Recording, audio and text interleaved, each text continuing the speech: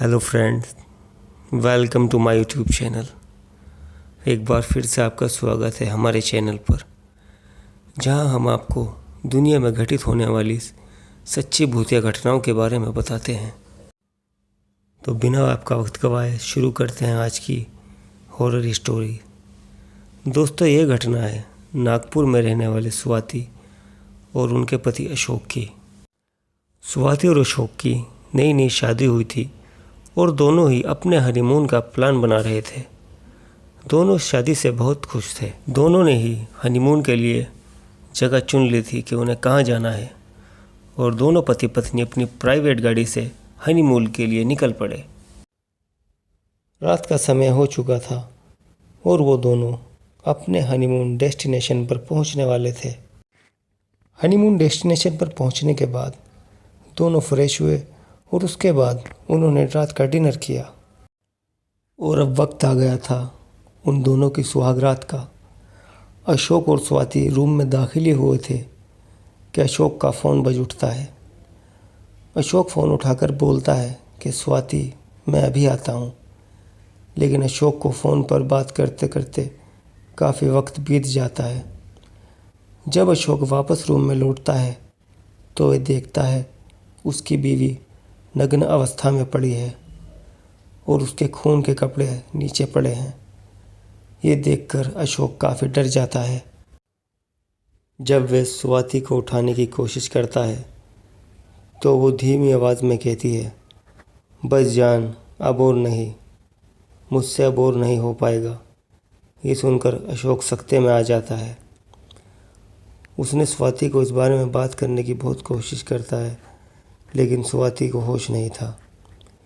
इसके बाद सुबह हुई। अशोक रात भर सोया नहीं था। जब स्वाति की आंखें खुलती हैं तो वो देखती है कि अशोक गुस्से में है। स्वाति अशोक से कहती है, जान, अब गुस्सा मत हो, मैं पहले राउंड में बहुत थक गई थी।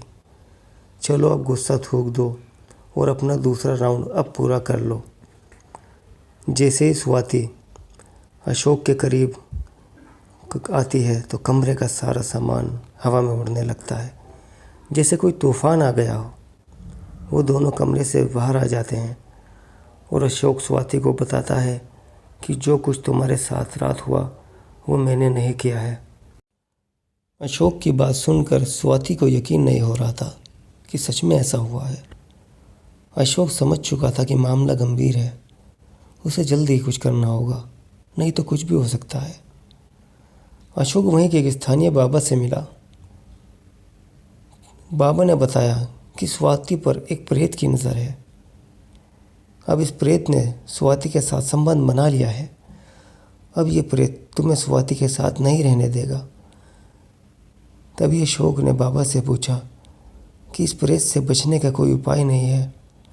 बाबा ने कहा, बेटा, मुझे एक दिन का वक्त दो, मैं कुछ करता हूँ, लेकिन इस बीच तुम अपनी बीवी से दूर रहना।